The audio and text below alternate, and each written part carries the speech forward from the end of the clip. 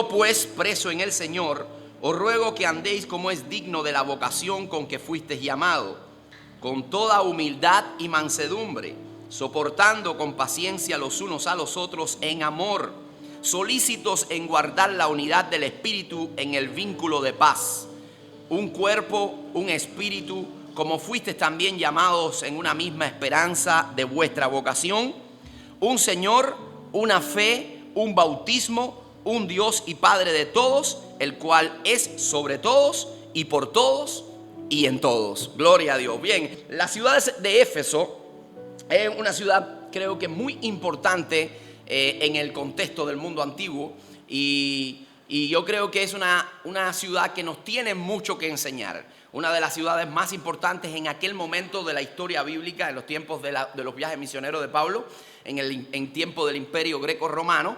Una ciudad que fue llegó a convertirse en un importante centro, no solamente comercial, sino cultural, intelectual y financiero también dentro del mundo antiguo. Éfeso era una ciudad que estaba ubicada en el Asia Menor, lo que hoy representaría a la moderna Turquía. Y como les dije, es una ciudad donde también es muy importante, porque en la Biblia se toca de esa ciudad y se hablan de algunos acontecimientos que ocurrieron en esa ciudad sobremanera importante, y de la importancia del evangelio, o el crecimiento, el desarrollo, la expansión del evangelio dentro de aquella ciudad. El evangelio llega aquí, o la primera iglesia que se funda en la ciudad de Éfeso no fue fundada por Pablo, sino fue fundada por una persona llamada Aquilas y Priscila. Un matrimonio se llamaba Aquila y Priscila, que fueron los que iniciaron la obra pionera en aquel lugar. Luego Pablo va a pastorear allí. Pablo estuvo por espacio de 3 años pastoreando la iglesia en aquel sitio, y más adelante, después que Pablo sale ya de la iglesia, pues dejan a Timoteo, que era un discípulo amado de Pablo, era un alumno aventajado del apóstol Pablo, y él se queda también allí predicando el evangelio. Él se queda allí fungiendo como pastor en aquella localidad. Y es importante porque Pablo no solamente lo deja con la idea de que continúe la obra misionera, sino también que preserve la pureza doctrinal dentro de la iglesia, porque de hecho en la iglesia se habían levantado algunos pocos hombres de influencia que se estaban dedicando a distorsionar la enseñanza del evangelio, a torcer las enseñanzas del evangelio, y enseñaban cosas como el ascetismo, enseñaban cosas como que prohibían casarse. Estos dos eran Himeneo, Alejandro. Estos dos Pablo los identifica en esta carta, y les dice a Timoteo que se cuide de esas personas que tenían esta tendencia a torcer las escrituras, a negar que se casaran las personas, que tuvieran una vida ascética, y también que se abstuvieran de ciertas clases de alimentos. Así que la intención de Pablo era, tienes que enseñar, tienes que preparar a la iglesia con la sana doctrina, entrenarlos para que conozcan bien la verdad y no sean arrastrados por el error, y evidentemente seguir predicando el evangelio. Y es por eso que Pablo escribe a Timoteo esta carta. Escribe esta carta para que sea leída en la iglesia de Éfeso, y una carta también circulante, porque no solamente para la iglesia, se podía leer en todas las iglesias del Asia Menor, y también sigue siendo relevante para nosotros. Hoy, en esta mañana, la estamos leyendo y estamos siendo nutridos a través de esta enseñanza. Así que Pablo le dice, tienes que entrenar a la gente. Por eso en los 3 primeros capítulos de esta carta, Pablo va a enfocarse más bien en conceptos teológicos, en principios que son teológicos. Esta carta cuenta con 6 capítulos. Los primeros 3 son de teología. Los 3 en adelante que le siguen, del 3 al 6, vamos a encontrarnos, a partir del capítulo 3 al capítulo 4 al 6, vamos a encontrarnos que Pablo aterriza esa teología y va a enfocarse más bien en la práctica de esa teología, en cómo vivir la vida cristiana, en cómo desarrollar en el objetivo la vida cristiana. Yo creo que eso es muy importante.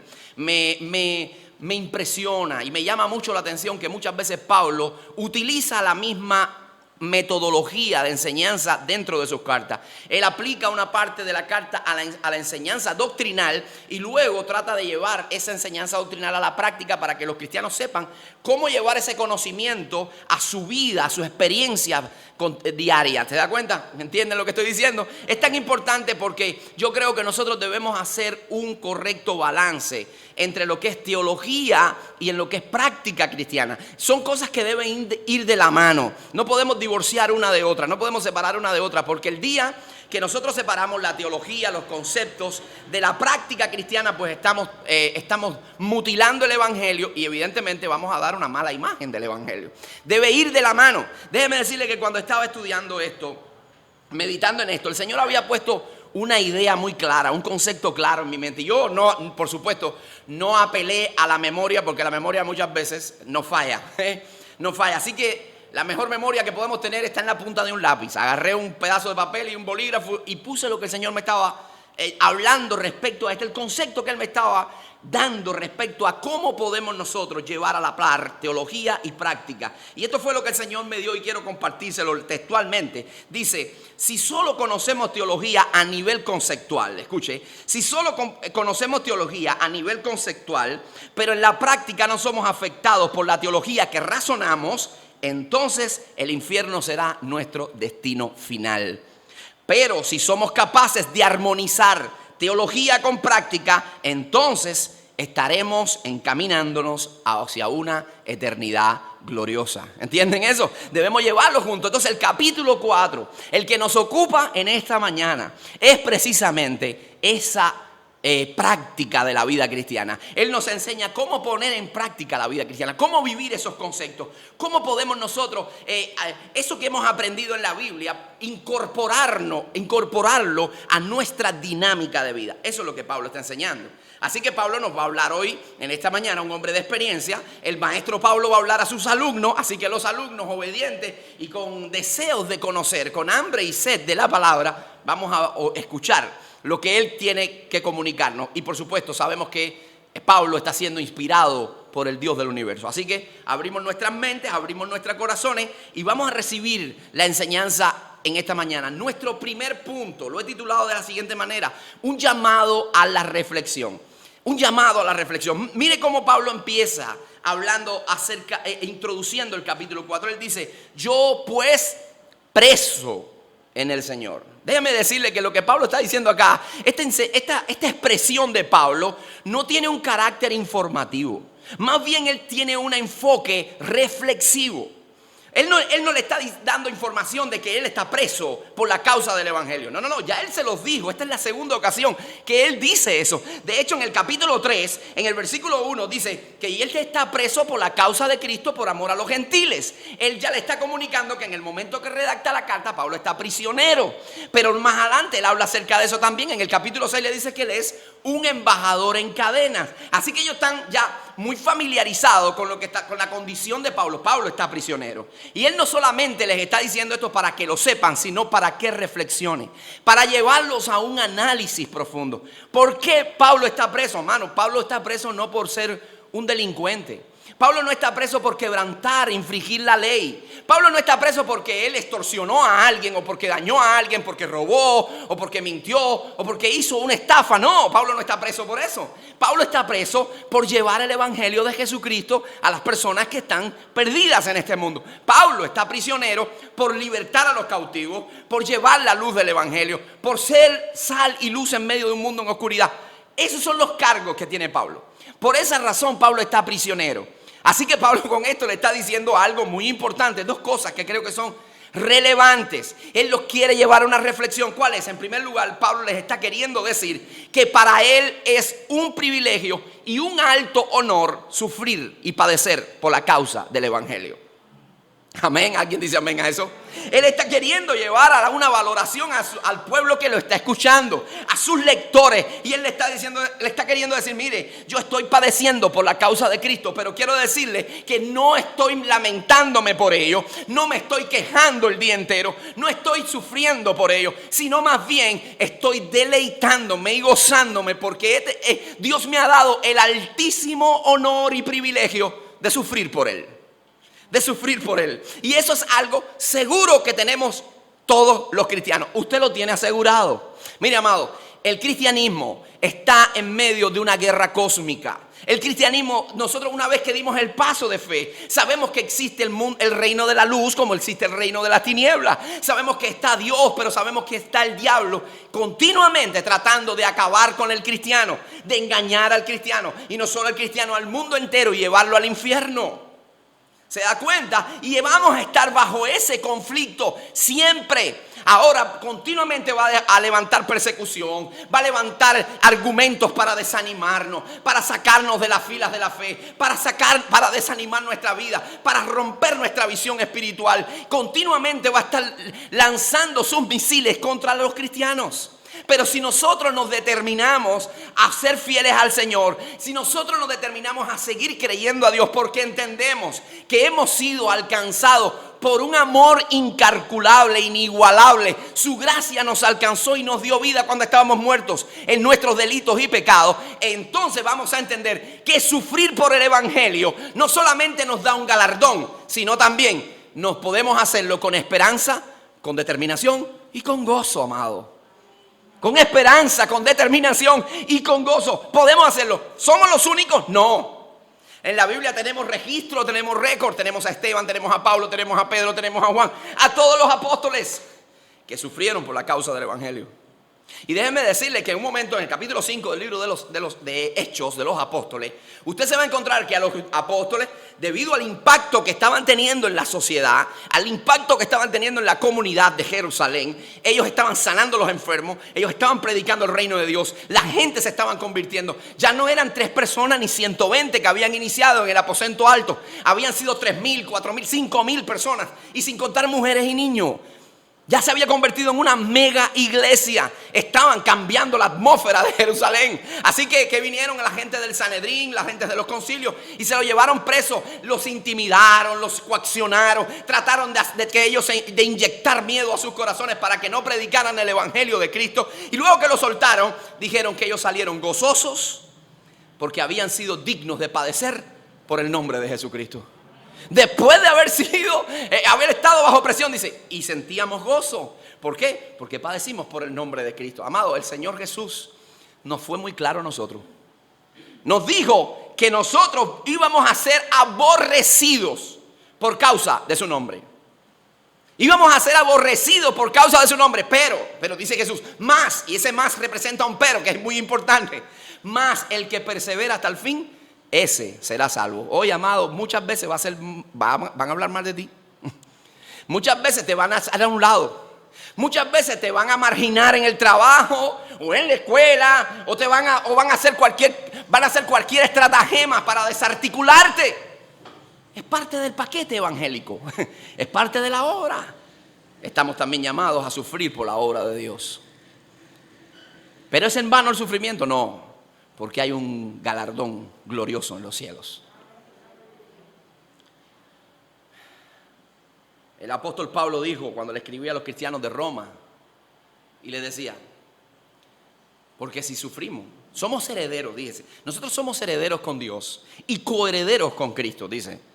Y si padecemos con Él, también con Él seremos glorificados. Así que sí, hay padecimientos, hay luchas, hay aflicciones, pero también hay un triunfo. Hay un triunfo que es por toda la eternidad. Yo les voy a invitar a que ustedes vean lo que el Señor Jesucristo predicó en el Evangelio de Mateo capítulo 5. Yo se lo voy a citar porque es las bienaventuranzas, el sermón de la montaña.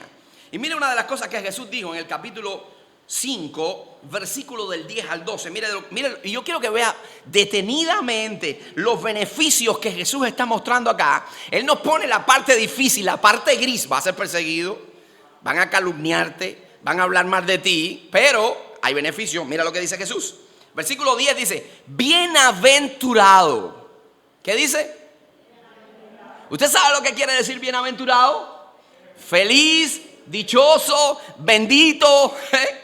Bienaventurado los que padecen persecución por causa de la justicia. Porque dice, porque de ellos es el reino de los cielos. Vuelve de nuevo, bienaventurados sois cuando por mi causa os vituperen y os persigan y digan toda clase de mal contra vosotros, mintiendo. Importante que nunca tengan un argumento sólido, objetivo, siempre van a ser inventos. Mintiendo, gozaos y alegraos, porque vuestro galardón es grande en los cielos.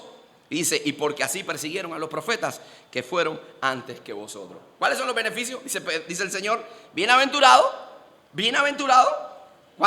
bendecidos, dichosos, prósperos. Ahora dice el segundo beneficio, dice, porque el reino de los cielos es de ustedes. El tercer beneficio vuelve a citar, bienaventurados cuando mientan de ustedes, bienaventurado igual. Y tercero dice, regocíjense, gócense, alégrense, porque hay un galardón para ustedes al final. Al final del día hay un galardón para ustedes. Hay una corona reservada en los cielos. Y el quinto beneficio dice, tú no estás solo, porque antes que tú también le pasó a otros. Así persiguieron a los profetas que fueron antes que nosotros. Sí, porque usted sabe que hay una tendencia en nosotros que es que pensamos que somos los únicos que estamos pasando por problemas. No, es a mí, soy yo, el único. No eres tú, no eres el único. Hay otros que lo hicieron, hay otros que sufrieron antes que nosotros también. Y Jesús dice, bueno pues, regocíjate, alégrate. ¿Por qué? Porque el galardón es grande en los cielos. Amado, dentro del contenido del evangelio va a venir esa persecución. No piense que van a venir días buenos para el evangelio. A usted y a mí nos ha tocado vivir una generación donde estamos divisando muchas cosas que son cumplimiento de últimos tiempos en la Escritura. Así que no piense que las cosas van a mejorar. El cristiano siempre va a tener un mensaje recto, un mensaje que va trazando una línea, un mensaje que es contracultura de este mundo. Y es por eso que muchas veces vamos a ser marginados y vamos a ser rechazados. Pero gózate y alégrate, porque el galardón es grande en los cielos y dura por toda la eternidad. Amén, gloria a Dios. ¿Vas a tener persecución? Sí, vas a tener persecución. ¿El diablo la va a levantar? Sí, la va a levantar. Pero los cristianos que son capaces de perseverar en ella, los cristianos que son capaces de estar firmes en medio de las presiones de la vida, amado, esos son los cristianos auténticos. Esos son los cristianos que abrazan la bendición de Dios. Porque esos son los cristianos genuinos y verdaderos. Porque los que no son genuinos y verdaderos, apenas se intensifica el calor, se derriten y se van. Ahora no te quiero dejar con ese desánimo. No te quiero dejar con ese desánimo. Quiero ponerte una nota de aliento, al menos 3 puntos de aliento. Cuando te toque padecer por Cristo, cuando te toque pasar por momentos de aflicción por la fe que tú abrazaste, déjame decirte el primer beneficio. El primer beneficio es porque eres un auténtico siervo de Dios. Eres un auténtico soldado de Jesucristo. Número 2 es porque estás siendo efectivo en la obra que estás haciendo y le estás dando al diablo en la misma costura y te has convertido en un obstáculo y un dolor de cabeza para el infierno. Y en tercer lugar es porque estás siéndole fiel al Rey de Reyes y Señor de Señores. Gloria a Dios. Entonces, amado, van a venir las aflicciones, llegarán las aflicciones. Han de esperarse, dile que está a tu lado, espera las aflicciones. Díselo para que, oye, espera las aflicciones. En el mundo tendréis aflicciones, pero confía, porque dice el Señor, yo he vencido al mundo. Aleluya. Yo he vencido al mundo. Y lo que segundo Pablo quiere llevarlos a reflexión es lo siguiente. Ya les dije que Pablo quiere hacerle que ellos valoren que para él es un gozo estar en la prisión, no es un dolor de cabeza. Él no está lamentándose, no está ahí llorando por los rincones. Él está ahí contento, gozoso, porque él sabe que tiene un galardón mayor, que esto que estamos viviendo es temporero, que nos espera una gloria superior, pero que mientras estamos en esta tierra vamos a ser útiles. Vamos a ser útiles en el reino de Dios. Así que esa es la primera idea que él quiere dejarle. Segunda idea es que esa prisión se ha convertido en una patente de autoridad. Se ha convertido en una credencial de autoridad. Por eso él puede enseñarlos, por eso él puede hablarles, por eso él está preparando el camino para lo que él le va a decir posteriormente. Por eso comienza el versículo 1 diciendo, yo preso en el Señor, y ahora va a seguir con la materia, ahora va a seguir con la lección, pero se lo dice precisamente no solo para que vea que se goza por el sufrimiento, sino también dice, yo tengo suficiente autoridad porque por el evangelio he sufrido. No estoy enseñando como quien está detrás de un buró y en una oficina con aire acondicionado. Yo sé lo que es pasar trabajo. Yo sé lo que es padecer. Yo sé ponerme en el lugar de los que sufren porque yo mismo he sufrido, dice Pablo.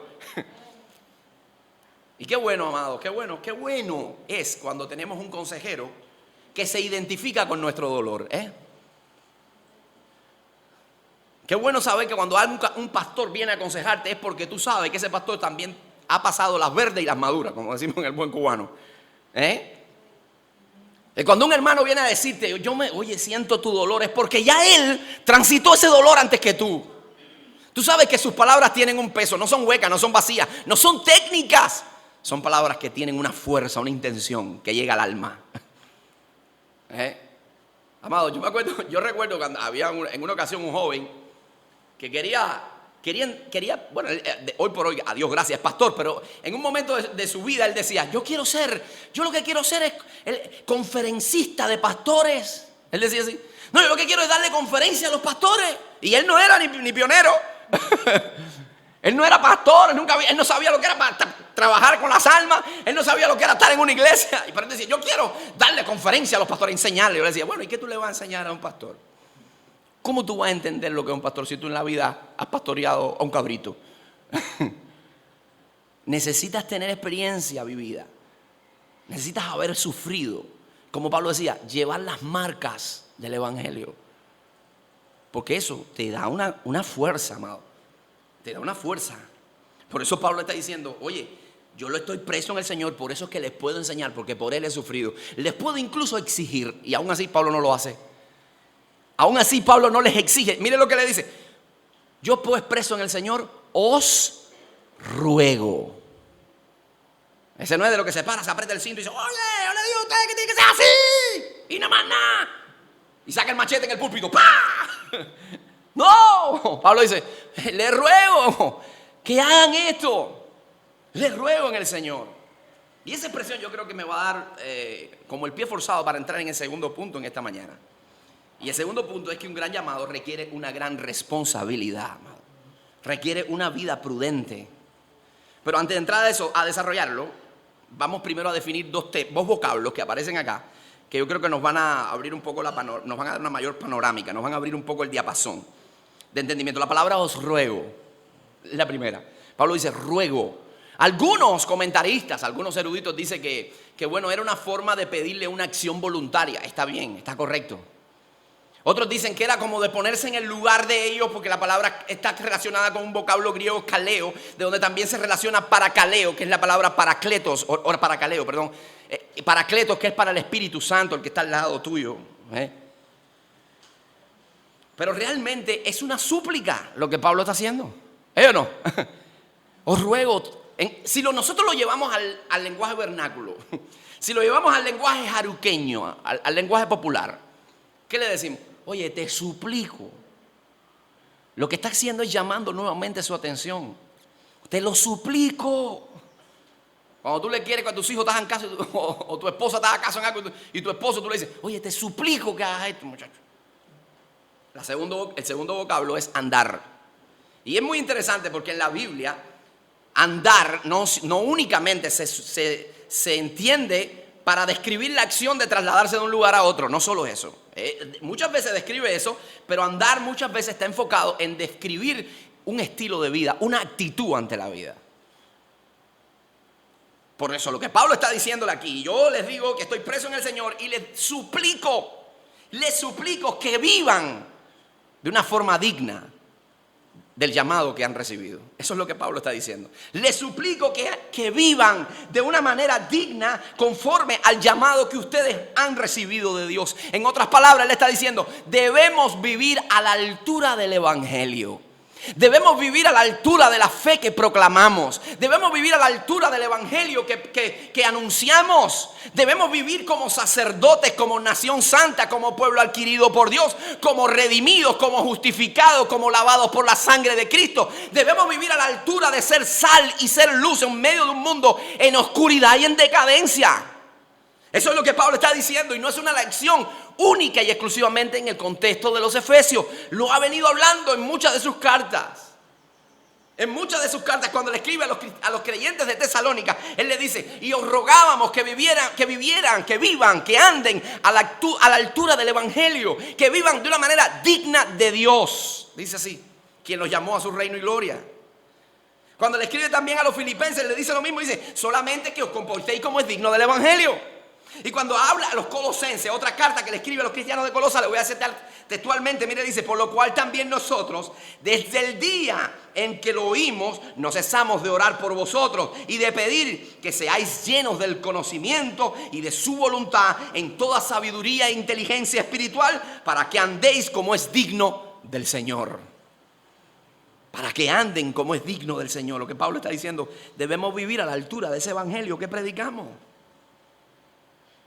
Mano, es interesante porque Pablo también utiliza muchas veces el término embajador. ¿Y usted sabe lo que es un embajador? Pablo dice, cuando le escribe a los Corintios, dice, porque somos embajadores del reino de Dios, somos embajadores de Cristo. ¿Usted sabe lo que es un embajador? Es un representante que está en una nación, pero que representa a otra. Él vive en una nación, él trabaja, labora en una nación, pero él representa a otra nación. Es lo mismo. Nosotros vivimos en este mundo, pero representamos el reino de los cielos. Nuestra vida, nuestras acciones, nuestras reacciones, nuestra manera de hablar, todo representa eso. Y Pablo dice, debemos vivir a la altura de ese llamado. ¿Qué es lo que quiere decir Pablo? Tenemos que vestirnos de Jesucristo. Tenemos que vivir la vida de Cristo. Que la vida de Cristo se manifieste a través de nuestras vidas. Eso es lo que Pablo está queriendo decir. Y eso es lo que dice en esta misma carta, en el versículo 13 dice, que persigamos el objetivo ese, hasta que lleguemos a la altura, a la estatura, a la plenitud del varón perfecto, que es Jesucristo. Ese es el tema que él está abordando. Debemos vivir de una manera digna del Evangelio. Amado, déjeme decirle algo, que hay veces hasta doloroso. Hay veces doloroso escuchar a no creyentes, a personas impías, inconversas, que tienen un concepto más alto del Evangelio que muchos cristianos. Yo no sé si a usted le ha pasado eso, pero yo me he encontrado con gente en el mundo que no son cristianos y tienen una valoración más alta del Evangelio que hasta muchos cristianos. Y muchos dicen a la iglesia, para ir ahí, para pertenecer a la iglesia hay que vivir en integridad. Y hay muchas personas que incluso me han dicho, yo pastor quiero ir a la iglesia, pero tengo que arreglar unas cuantas cosas primero. Tengo que hacer unos cuantos arreglos en mi vida, en mi interior, para luego ir bien. Ellos no entienden que para venir al evangelio tú vienes como sea, porque quien te arregla no eres tú, es Dios. Él se encarga de hacer la obra que tú y yo no podemos, porque cuántas veces hemos querido y trabajado y luchado mucho y nos hemos esforzado por arreglar algo que no hemos podido solo con nuestra fuerza. Y para Dios es un chasquido de dedos. Solamente la palabra de su boca es suficiente para que dejemos un vicio, para que dejemos un estilo de vida, una actitud, una conducta que no le honra y que no le agrada. Pero lo que me impresiona es que dicen, wow, para ser de la iglesia hay que ser, sí, ahí hay que. Y sin embargo hay otros cristianos que estropean el evangelio, que manchan el evangelio porque no viven a la altura de él. Amado, mire, yo le digo con dolor en mi corazón, le aconsejo que ni digan que son cristianos. No lo digan. Porque manchas la obra de Dios. Y yo pregunto, ¿pueden engañar? Sí, pueden engañar a pastor, a líderes, a hermanos. Pero yo pregunto, ¿pueden engañar al Señor? ¿Podrán burlarse de Dios? No, definitivamente no. La Biblia nos dice, Dios no puede ser burlado. Todo lo que el hombre sembrare, eso también segará. El que siembra para la carne, de la carne segará corrupción. Mas el que siembra para el espíritu, del espíritu segará vida eterna. Amado, pero vivir la vida de Cristo es fácil. No. ¿Alguno de nosotros puede? No. Ninguno de nosotros podemos. Dios nos está poniendo un llamado bien alto. Nos corrió los límites, nos puso la varilla bien alta. ¿Quién puede aquí nosotros? ¿Quién de nosotros puede decir, yo sí vivo la vida de Cristo completamente perfecta al 100%? Nadie lo puede hacer en su fuerza. Es modelar la vida del reino de los cielos en esta tierra. Es vivir a un nivel superior. Pero lo interesante de todo es que Dios nos ha dado el Espíritu Santo para que usted y yo sí podamos vivir una vida santa. Aleluya. Yo no puedo hacerlo. Yo no lo puedo hacer con mi fuerza, yo no lo puedo hacer con mis recursos, yo no lo puedo hacer con mi intención. El Espíritu de Dios me va a ir ayudando, me va a ir santificando, me va a ir preparando, me va a ir moldeando hasta llevarme a la perfección, a la estatura de ese varón perfecto. Así que si el diablo en algún momento viene a tratar de decirte y desanimarte de que tú no vas a poder andar, de que tú no vas a poder modelar un cristianismo auténtico, de que tú no vas a levantarte, de que tú no vas a prosperar en tu vida cristiana, tú sepas, quiero que entiendas y que le recuerdes al diablo y que te recuerdes tú mismo que tú no estás solo. Dios te ha dado al Espíritu de Dios que va contigo, te aconseja, te alimenta, te enseña, te fortalece y nunca te abandona. Aleluya, gloria a Dios. Entonces Él nos habilita. Dale un aplauso fuerte al Señor. Ahí sigue, que Él se... Amén. Él nos capacita, amado. Tú no estás solo. En estos días vamos a hablar de que la Navidad ha sido Dios con nosotros. Pero la Navidad nos propicia un camino mucho más excelente. Que Dios esté en nosotros. Y Él ha venido a ser morada en cada uno de nosotros. Voy a terminar porque no me da tiempo, pero voy a introducir el punto, porque Pablo ahora comienza a dar unos detalles muy interesantes. Y los detalles que da es que cómo nosotros podemos, dentro de la adoración corporativa, dentro de la iglesia, y no solamente que se circunscriba única y exclusivamente a la iglesia, sino que se extienda, porque es parte de está impregnado en nuestro carácter, y que se extienda a todos los sectores de la sociedad. Porque definitivamente los cristianos estamos diseminados en todos los sectores de la sociedad. No solamente somos cristianos en el templo, somos cristianos en la escuela, en el trabajo, en la calle, en el barrio. ¿Y qué dice Pablo? ¿Cómo deben vivir? Dice Pablo, mira lo que dice el apóstol Pablo. Que digno de la vocación con que fuiste llamado, ¿con toda qué? Con toda humildad. Con toda humildad, amado.